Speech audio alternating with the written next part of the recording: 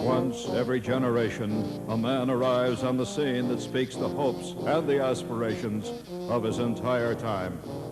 Here is such a man, the star of our show, Gene Shepherd.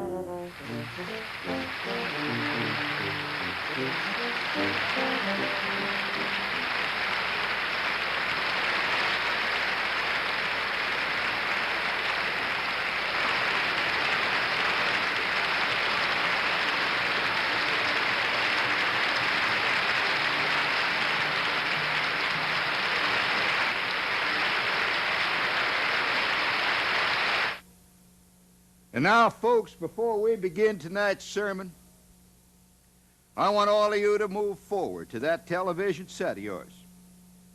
Now, I want you to put your hands on top of that set, and I want you to feel that heat.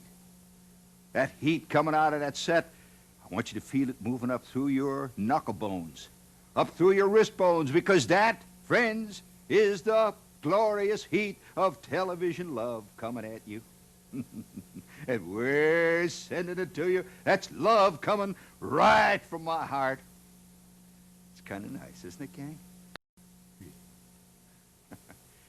I ever tell you about the time I used to do this television show when I was Cousin Gene, the old buckaroo? Used to come on at 2 o'clock in the morning. We had these 50-year-old movies, these old Western films. And I wore this great big white 10-gallon hat.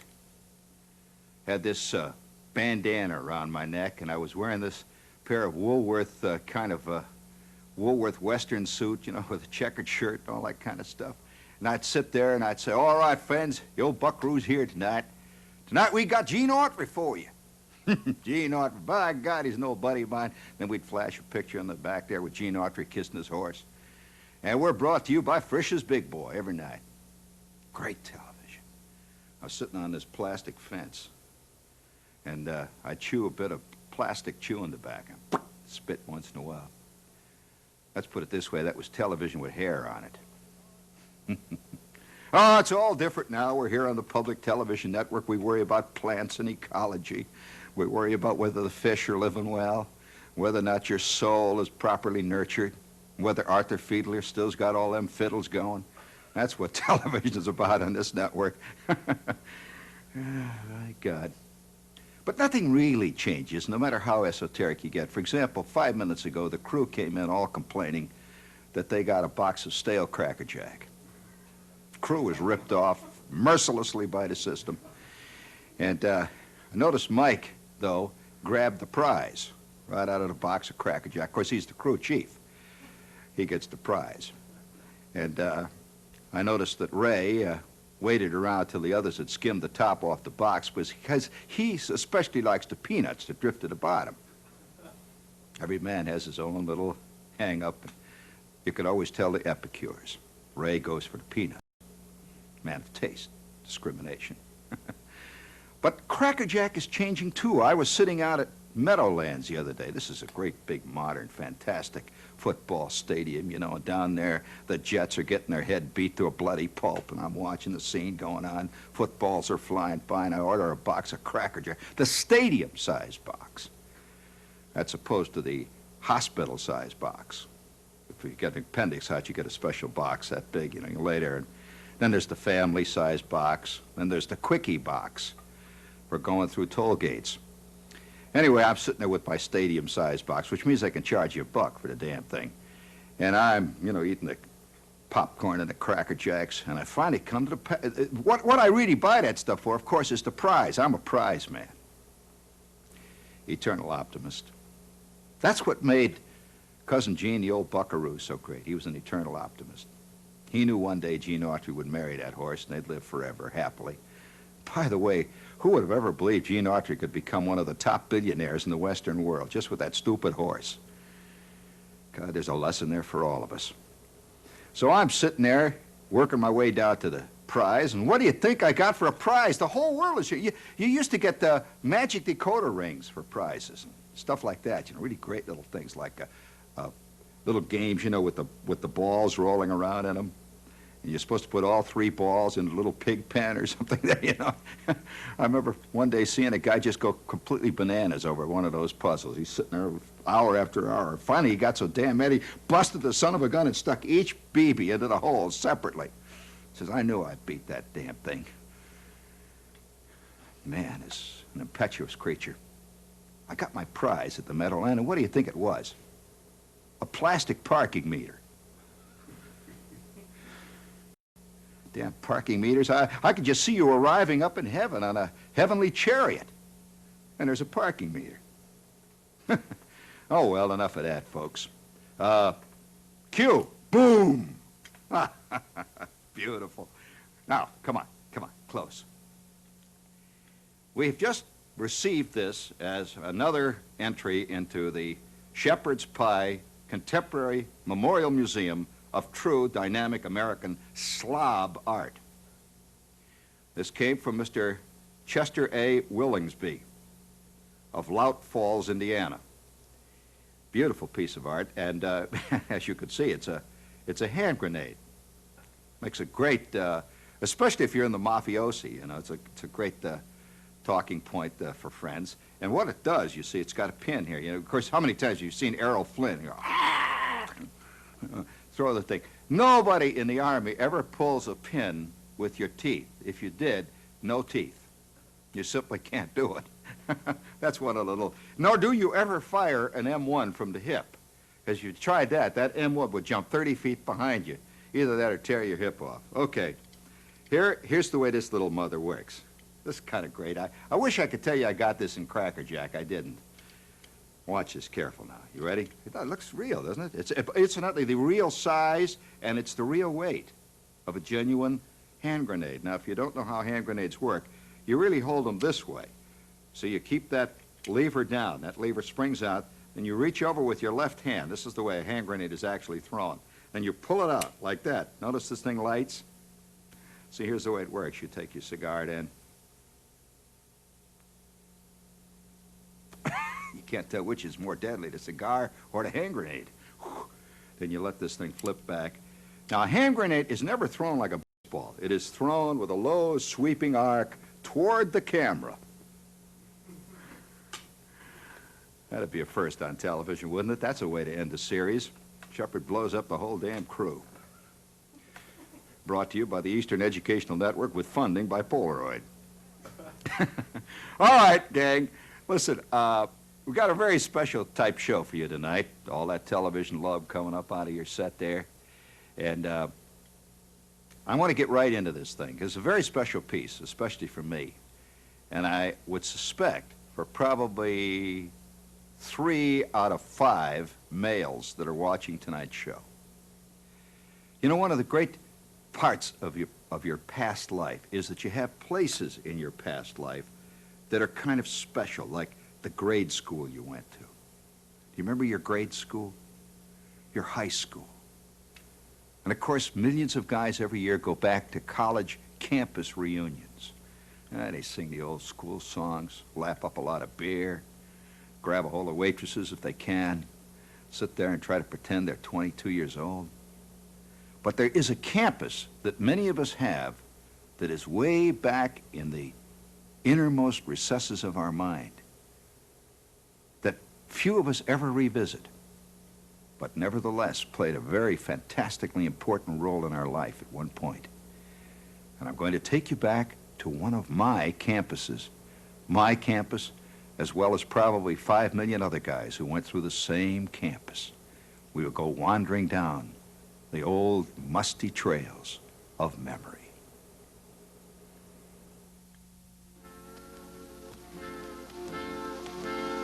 About 1 out of 3 men in this country today have got a secret campus that they never say anything about.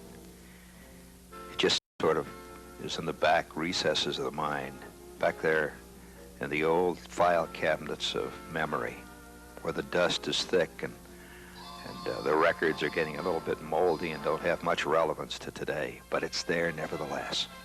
Your campus. Yes, it's the great Army camp, the military camp in the mind. 1 out of 3 went through this great campus, wherever it was. The great Army camps, the Navy camps, the Air Force, the Marines. In this case, this is Fort Monmouth. Great Army post on the east coast of America that goes all the way back to just after the turn of the century. Truly Edwardian. Millions and millions of men went into the Army, and thousands of them came here to Fort Monmouth to be spewed out into the world, North Africa, the Philippines, France, Germany. And they went out into the world, but they carried with them a little bit of Fort Monmouth.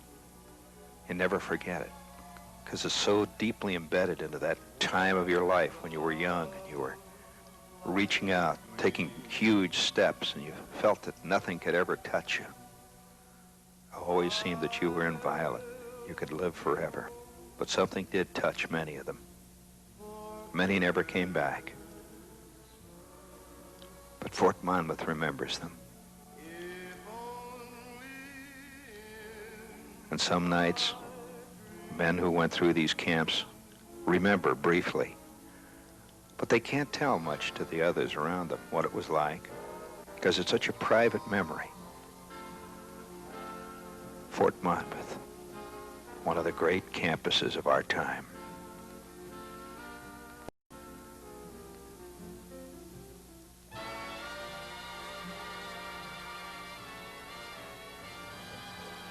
You know, there are times, even now, that I wake up at 3 o'clock in the morning in my bedroom, and I get the sneaking sensation or the illusion that I'm in the barracks. Once you've slept in an Army barracks for real, it never leaves you. It's always deep in your soul. The smell of the butt cans. 50 other guys all around you in the dark, breathing, snoring, dreaming. And then, even before dawn, in the darkness, a whistle screams out and you're on your feet, the lights go on. Somewhere the PA system plays Semper Fidelis, or the caissons go rolling along, and you're yanked out of sleep. You run across the floor wearing your GI shoes out into the cold to shave in the darkness. And at 5 o'clock in the morning, you're on your way to breakfast. This is an Army double-decker. And this particular barracks, Barracks 704 here at Fort Monmouth, was part of the signal school that I went to myself at one time. These barracks were built just before World War I. They went all through that war, and all through World War II, through the Korean War, through the Vietnamese War. And now that we have peace again, they're sealed for the next war, but they're ready. Oh yeah, generations come, leaders come, leaders go, cabinets crumble, continents dissolve into the sea, but the Army barracks remain. Barracks 704. I could smell that butt can. And you never lose it. 3 o'clock in the morning, I sometimes wake up and I feel I'm back in old Barracks 704, the 3162nd Signal Airborne Mess Kit Repair Battalion, ready to go off to war.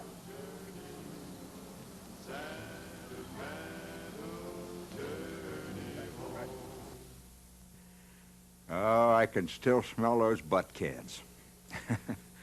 And my bones still ache from those Friday night GI parties at old Fort Monmouth. I went through that fort back in the days of the Korean War, and it's hardly changed a bit to this day. Hey, you know, one of the most unheralded and yet one of the most curious side issues in the Signal Corps are the heroic pigeons, the carrier pigeons, that go all the way back to the Civil War. Did you ever see any of the great carrier pigeons that achieved fantastic results in battle? They all came out of Fort Monmouth at one time or another. Here's one for you. Look at this one. It's a beautiful pigeon. By the way, a statue of this pigeon stands in the town square in Verdun, France. This is a World War I hero, actually a heroine. Chère Amie is her name, and she delivered 12 crucial messages from the Verdun front during the battles that were fought there in World War I. Notice her leg. It was shot off on her last mission, and the shrapnel went through her breast, but she delivered the message anyway, and the message was just hanging by a tendon when she arrived, and it averted a fantastic disaster. This is Chère Amie. She was awarded the Croix de Guerre with Palm for carrying messages and is one of the great pigeon heroines of all time. Gorgeous, isn't she? What a fighter. Chère Amie.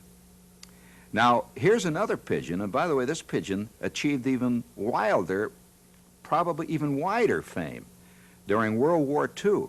I might add another thing, they still use pigeons. These pigeons, the pigeons are in use now in CIA operations, of all things. This is G.I. Joe, and he is the one that made the absolutely most outstanding flight by any carrier pigeon during World War II. He fought in the North African campaign, and also fought in Italy, and he carried the message from the British 10th Corps headquarters outside of Bizerta, which resulted in saving the lives of approximately 1,000 British soldiers. And listen to this one. He made the flight 20 miles in less than 20 minutes. Fantastic speed. And it was an absolutely crucial delivery of a message. He later went to Italy, delivered hundreds of other great messages, and wound up one of the great heroes of World War II. He was honored by the Lord Mayor of London, who awarded him the Dickin Medal, which is only given for outstanding bravery. He also got the Purple Heart. A great fighting pigeon, G.I. Joe. Did you know that there's a G.I. Joe Pigeon Hall of Fame? Actual Hall of Fame for pigeons that have accomplished fantastic feats. It's called the Churchill Loft. You know, like Winston. And Chère Amie is there. G.I. Joe is there. Great pigeon named Yank. All the great fighters that flew with those tiny wings over the battlefields of the world. And what's fascinating, they weren't fighting a pigeon war. They gave their lives for us. Well, it's time now to return to the here and now and reality. Vaudeville, a disappearing creature. In the Orpheum Pantages, a theater here in New Jersey, they still do vaudeville. And vaudeville freaks come from all over the world just to watch these old guys do their thing. They've allowed our cameras inside. Here's a little peek.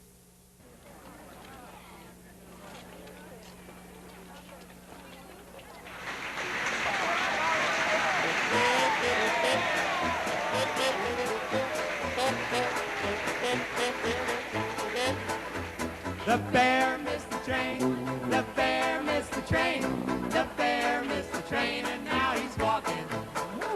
The bear missed the train, the bear missed the train, the bear missed the train, and now he's walking. And now he's walking far, and now he's walking near. He's riding in a car, and he's drinking a glass of beer. The bear missed the train, the bear missed the train, the bear missed the train, and now he's walking.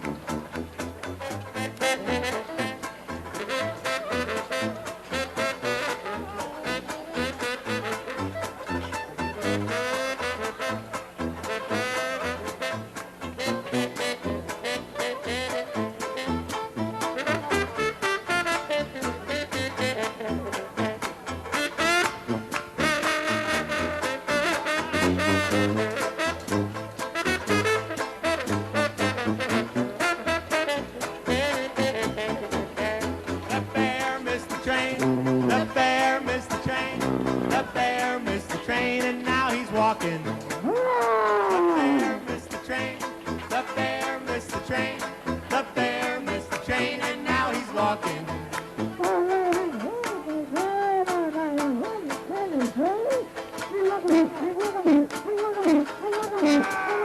The bear missed the train, the bear missed the train, the bear missed the train, and now he's walking. All right.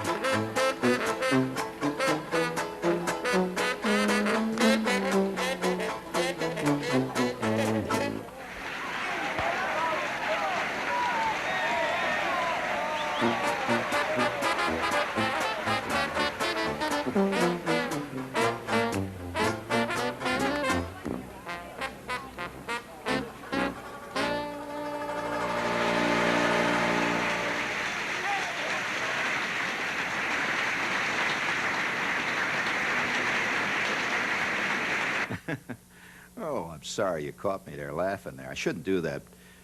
Watching that, you know why vaudeville died, don't you? That was taken direct from the stage of the historic Orpheum Pantages, where vaudeville is not dead, but is barely breathing.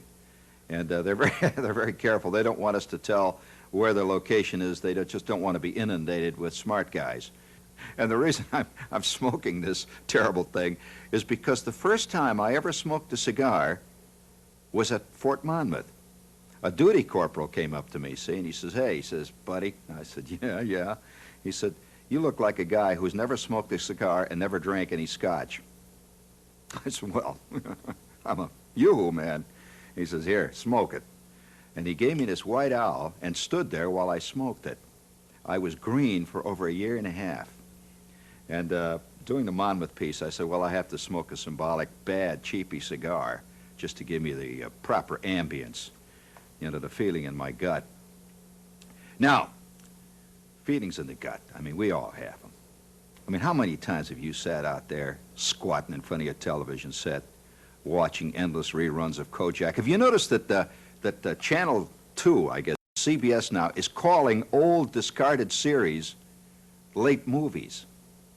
I mean, they don't have movies on television anymore. They only have old Hawaii 5-0s.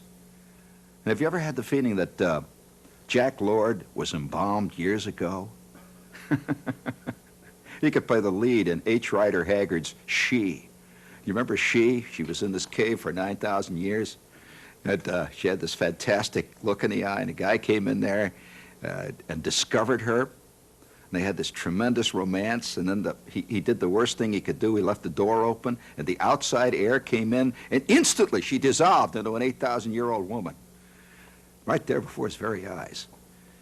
I suspect many of you feel that that's exactly what you married.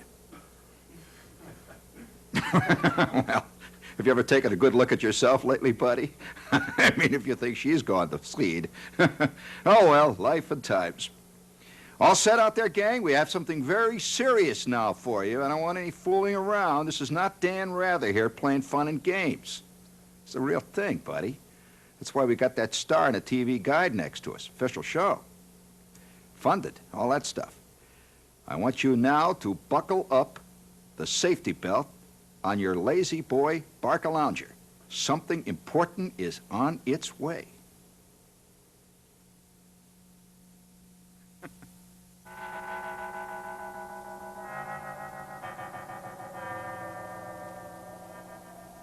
In the year 3115, an expedition of archaeologists exploring the eastern seaboard littoral of the vast landmass at one time in ancient past antiquity was known as the United States of America, have come across this controversial and highly provocative archaeological find, perhaps one of the greatest finds of the contemporary era. What is it?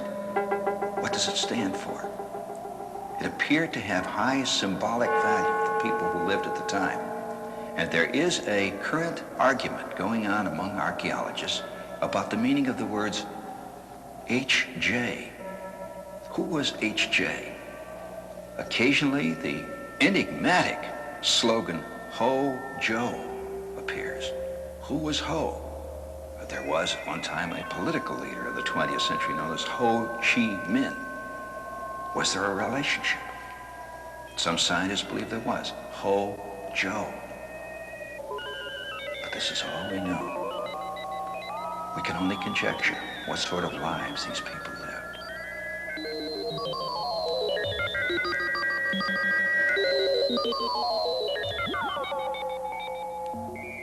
One splinter group feels that it was a religion based on what was known at that time as the automobile. Basically, a religion that worshiped movement.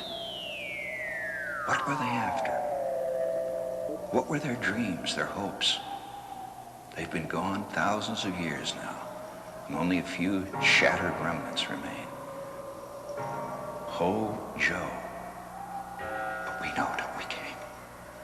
We know the feeling of hurtling along US 95 at 3 o'clock in the morning, and out of that howling darkness comes the blessed orange glow of the Howard Johnson. God, we know. the littoral known as Connecticut, where a race of giants lived and breathed, worshipped and ate Texas Tommies, and then departed forever. Oh, Tempest, oh, Fugit, oh, time, oh, pyramids, oh, Sphinx. Oh, it was a sobering sight. And if any of you are doubting Thomases, or doubting Freds, or doubting Elizabeth's, that was a true, abandoned Howard Johnson, quietly sinking into the green sward of Connecticut. God, we know what they are, don't we, folks? Late at night when you're hurtling along the Pennsylvania Turnpike, it's 3 o'clock in the morning, you're in your Pontiac, and all of a sudden, something deep inside of you says, you should have gone in Harrisburg. And then you see that golden light of the orange dome of Howard Johnson coming up out of the darkness, and you know that Charlie's made it again. You jump out of your car and you barely make it in time. That's where all men are equal, gang. Lined up before that vast door-marked restroom of time. Whew, it's a terrible cigar. I'll blow some smoke right at you and burn out your raster tube. Bad cigar. It's been an exciting day, hasn't it? A visit to the old campus, a smell of the old butt cans, a quick jot of the Orpheum Pantages, and, of course, the moldering Howard Johnson of existence. Have a good week, gang, and try to keep funded, okay? Think clean thoughts.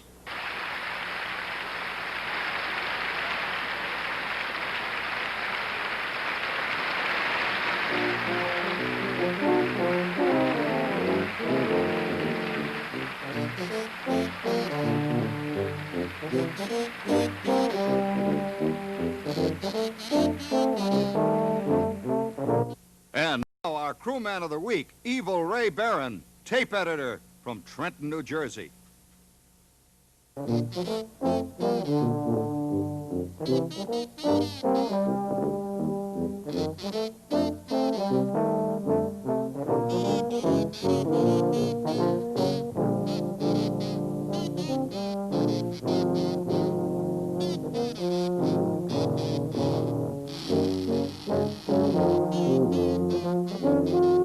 Our viewer of the week, Alvin L. Blowski of Closet, New Hampshire. Welcome aboard, Al.